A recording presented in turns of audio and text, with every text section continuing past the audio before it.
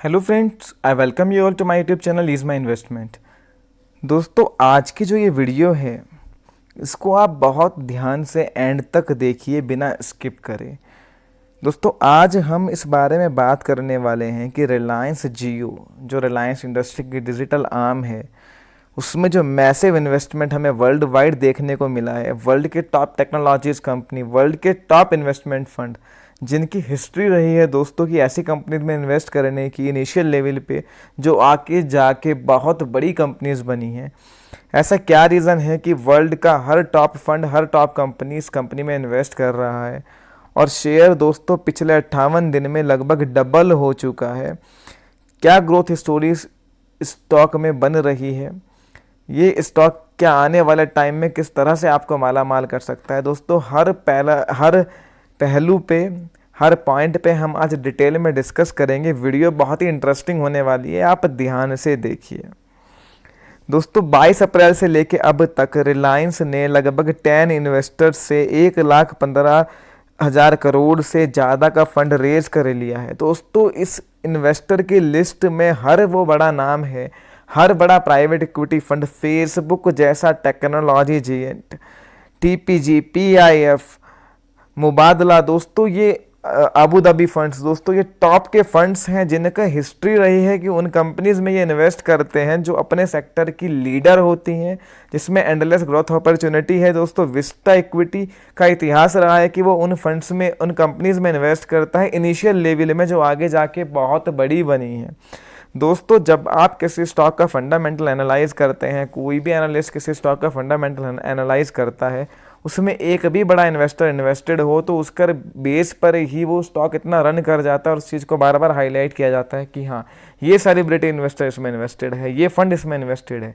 यहाँ तो दोस्तों लाइन है, वर्ल्ड का हर टॉप इन्वेस्टर इस कंपनी में इन्वेस्टमेंट करना चाहता है। दोस्तों, उसके क्या रीज़न है, आइए देखते हैं।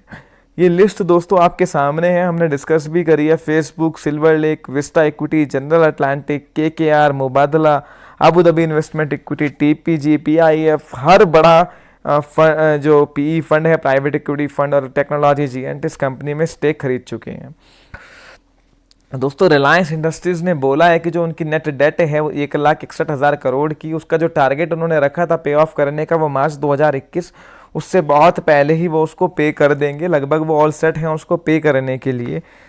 दोस्तों, बहुत ही इंटरेस्टिंग रिपोर्ट आज मैंने पढ़ी है कि 2025 तक ये माना जा रहा है कि देश की आधी पॉपुलेशन के पास जियो का सिम होगा और 50 करोड़ से ज़्यादा कस्टमर दोस्तों जियो के आने वाले टाइम में हो सकते हैं। तो सोचिए किस तरह की ग्रोथ अपॉर्चुनिटीज अनफोल्ड हो रही है। दोस्तों, जियो जो है कोई टेलीकॉम कंपनी नहीं है खाली, कि इसको आप एक मोबाइल कम्युनिकेशन कंपनी के रूप में मत देखिए। ये एक टेक्नोलॉजी जिएंट है। फेसबुक से जब इनकी डील हुई तभी ये बातें उठने लगी थी कि कंपनी जो है बिजनेस को पूरी तरह से सिर्फ टेलीकॉम पर नहीं फोकस रखना चाहती है, ये एक टेक्नोलॉजी जिएंट कंपनी बनना चाहती है। ऐप बेस्ड बिजनेस हो गया, कंटेंट बेस्ड बिजनेस हो गया, जियो सिनेमा, जियो मनी, दोस्तों पेमेंट गेटवे का बिजनेस, ई वॉलेट का बिजनेस, जो जितने भी हाईली डिमांडिंग बिजनेस हैं उन सब में इनका फोकस है। दोस्तों, हर बंदे को पता है कि जिस तरह से स्मार्टफोन का चलन बढ़ रहा है, हर बंदा स्मार्टफोन यूज़ कर रहा है, कि ऐप बेस्ड बिजनेस का क्या फ्यूचर है। फ्यूचर ही सिर्फ ऐप बेस्ड बिजनेस का रह जाएगा। उस बिजनेस में जियो बहुत एग्रेसिवली इन्वेस्ट कर रही है वर्ल्ड के टॉप लीडर के साथ कोलैबोरेशन करके। तो ये सिर्फ एक कम्युनिकेशन कंपनी नहीं है, जो फ्यूचर के जितने भी artificial intelligence, technology related business हैं, cloud, edge computing, data analytic, artificial intelligence, सब में ये कंपनी लगातार एक्सपेंड कर रही है, नई नई अपॉर्चुनिटीज़ को एक्सप्लोर कर रही है। दोस्तों, बहुत ही इंटरेस्टिंग बात मैं आपको बताना चाहता हूँ कि आपने देखा होगा कि लॉकडाउन इम्पोज हुआ कोविड-19 पैंडमिक के टाइम पे, यूएस इंडेक्स सबसे पहले रिकवर हुआ और नेस्डैक जो है लाइफ टाइम हाई पे चल रहा है अभी। उसका रीज़न क्या है दोस्तों, कि वहाँ पर नेस्डैक टेक हैवी इंडेक्स है और सारी कंपनी टेक्नोलॉजी ओरिएंटेड हैं जिनका बिजनेस कोविड में ना के बराबर इम्पैक्ट हुआ। अमेजन हो गया दोस्तों, गूगल हो गया, फैंग वहाँ की कहते हैं मार्केट को चलाता है, फेसबुक, अमेजन, नेटफ्लिक्स, गूगल, इनका बिजनेस तो उल्टा दोस्तों लॉकडाउन में बढ़ा है, टेक्नोलॉजी बेस्ड बिजनेस। और इंडियन मार्केट दोस्तों उससे अलग थी, क्योंकि यहाँ पर इस तरह की कंपनी है ही नहीं। इंडिया की में दोस्तों इस टेक्नोलॉजी जीएंट जो फ्यूचर के बिजनेस में टेक्नोलॉजी में इन्वेस्ट करे, जो इस तरह का ऐप बेस्ड बिजनेस करे, एक बहुत बड़ी कंपनी को इस तरह की इंडिया में है ही नहीं। तो जियो के पास एक एंडलेस अपॉर्चुनिटीज़ यहाँ पर अनफोल्ड हो रही है। 135 करोड़ की दोस्तों पॉपुलेशन, जिसमें 70 करोड़ से ज़्यादा स्मार्टफोन यूज़र हैं, वहाँ पर जियो के पास 40 करोड़ के आसपास आज के डेट में कस्टमर हैं, जो बढ़ के 50 करोड़ से भी ज़्यादा हो सकते हैं। ऐसे में दोस्तों ये फर्दर ऐप बेस्ड बिजनेस अगर एक्सपेंड करते हैं तो क्या अपॉर्चुनिटीज़ इनके लिए अनफोल्ड हो सकती है, आप खुद इसका आइडिया लगा के चलिए।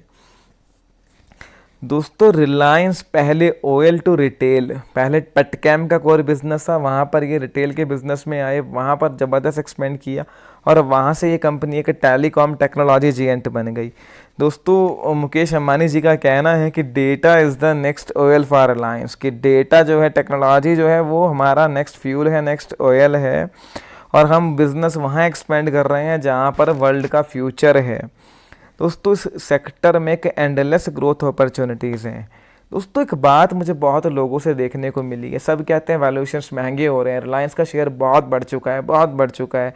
1200 से ये बात कहते हुए आ रहे हैं और आज शेयर का रेट 1700 क्रॉस कर गया है। लोग वेट करते रह गए, शेयर बढ़ता चला गया।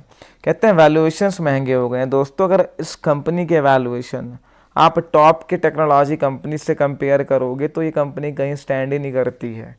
इसके वैल्यूएशन उनके 10% भी नहीं है, फेसबुक, अमेजन, गूगल। तो यहाँ पर अभी ग्रोथ अपॉर्चुनिटीज़ की कोई दोस्तों सीमा नहीं है, ये कंपनी कितना भी ग्रो कर सकती है। 50, 60, 70 करोड़ कस्टमर बेस होने के बाद में ये कोई भी बिजनेस एक्सपेंड करते हैं तो वहाँ इनके लिए ग्रो करना बहुत ही ईजी हो जाएगा। दोस्तों जिन कंपनीज़ ने, जिन फंड्स ने जियो में भर भर के पैसा लगाया है, उन्होंने कोई 10, 20, 30% के लिए तो लगाया नहीं है, या 6 महीने, साल के लिए नहीं लगाया। उन्होंने कोई एंडलेस ग्रोथ अपॉर्चुनिटीज़ देख के इसमें पैसा लगाया है। मान लिया एक फ़ंड गलती कर देगा, पर वर्ल्ड के सारे टॉप फंड्स अगर एक ही कंपनी में पैसा लगा रहे हैं तो उसमें कुछ देख रहे होंगे। और यहाँ पर किस तरह की ग्रोथ अपॉर्चुनिटीज़ अनफोल्ड हो रही हैं इस वीडियो में हमने आपको काफ़ी डिटेल में बता भी हम रहे हैं। दोस्तों इस बिज़नेस की सबसे खास बात ये है कि जो टेक्नोलॉजी ओरिएंटेड बिज़नेस है, ऐप बेस्ड बिज़नेस है, इस पर जो है इस इकोनॉमिक स्लो डाउन का, जो भी कोविड-19 पैंडमिक हुआ है, कुछ भी अनसर्टेनिटी आती है, बहुत कम इम्पैक्ट पड़ता है। दोस्तों अब इस तरह की मीडिया में न्यूज़ आ रही है कि रिलायंस अब आने वाले टाइम में नेटफ्लिक्स के साथ कोलैबोरेशन करके काफ़ी वेब सीरीज़ प्रोड्यूस कर सकता है।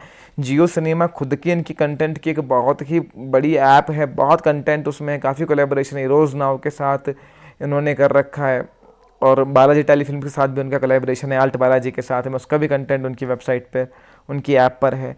तो इस तरह के फ्यूचर बेस्ड बिजनेस दोस्तों जो है वर्ल्ड का फ्यूचर है, जहाँ पर ग्रोथ अपॉर्चुनिटीज़ बहुत ही ज़्यादा है। दोस्तों इस स्टॉक में अगर कोई नेक्स्ट स्ट्रैटेजी सोच रहा है क्या होनी चाहिए, इस स्टॉक को आप पहले तो ट्रेडिंग के नज़रिए से ना लें। आप ये सोचें कि पोर्टफोलियो में अगर आपको एक स्टॉक रखना है तो वो रिलायंस इंडस्ट्रीज़ हो सकता है। इस स्टॉक को आप लें और 5-10 साल के लिए भूल जाएं दोस्तों। इसमें बहुत ज़बरदस्त तरह की ग्रोथ अपॉर्चुनिटीज़ आने वाला टाइम में अनफोल्ड हो सकती है। और दोस्तों ऐसा मान के चलिए कि ये स्टॉक आने वाले टाइम में काफ़ी अच्छा रिटर्न इन्वेस्टर को जनरेट करके दे सकता है, इवन दीज लेवल्स पर भी। आप वेट करते रह जाओगे, स्टॉक भागता रहेगा, आप वेट करते रह जाओगे, स्टॉक भागता रहेगा। 1200 से दोस्तों एनालिस्ट ने कहना शुरू कर दिया था वैल्यूएशंस महंगे, आप करेक्शन का वेट करिए। लोग करेक्शन का वेट करते रह गए, स्टॉक 1200 से 1750 हो गया। दोस्तों यहाँ पर एक अलग तरह की ग्रोथ अपॉर्चुनिटीज़ अनफोल्ड हो रही है, अपनी ही तरह की ये एक अलग कंपनी है। इसका कंपैरिजन किसी और टेलीकॉम कंपनी एयरटेल के साथ करना किसी भी हद तक ठीक नहीं है, क्योंकि कंपनी सिर्फ टेलीकम्युनिकेशन कंपनी नहीं है, ये पूरी तरह से एक टेक्नोलॉजी जीएंट बन रही है जो फ्यूचर के बिज़नेस में इन्वेस्ट कर रही है। दोस्तों इस तरह के बिज़नेस में इन्वेस्ट कर रही है। ई वैलेट हो गया, ऐप बेस्ड बिजनेसेस हो गए, कंटेंट का बिजनेस हो गया, जिसमें अभी पेनिट्रेशन इंडिया में स्टार्ट हुआ है और जो आने वाले टाइम का फ्यूचर है और स्मार्टफोन यूज़र की रिक्वायरमेंट है। जिस तरह से स्मार्टफोन का यूज़ बढ़ रहा है उस तरह से इनका बिज़नेस बढ़ेगा। दोस्तों ये एक बहुत ही इंडिया की डिजिटल स्टोरी का एक सबसे बड़ा बेनिफिशियरी है और यहाँ पर एक बहुत ज़बरदस्त तरीके की ग्रोथ अपॉर्चुनिटीज़ अनफोल्ड हो रही है। इस स्टॉक को आप जो है अपने पोर्टफोलियो में लंबे समय के लिए रखें, 5 साल 10 साल के लिए ख़रीदें और भूल जाएं, इस तरह की स्ट्रैटेजी के साथ रखें और मान के चलिए स्टॉक आपको काफ़ी अच्छा रिटर्न आने वाला टाइम में जनरेट करके दे सकता है। दोस्तों, इस स्टॉक के बारे में आपकी कोई भी क्वेरी है, इस वीडियो के बारे में कोई भी क्वेरी हो तो प्लीज़ मुझे कमेंट सेक्शन में बताइए। और अगर आपने मेरा चैनल अब तक सब्सक्राइब नहीं किया है, चैनल को सबसे पहले सब्सक्राइब कीजिए ताकि आप मेरी हर वीडियो सबसे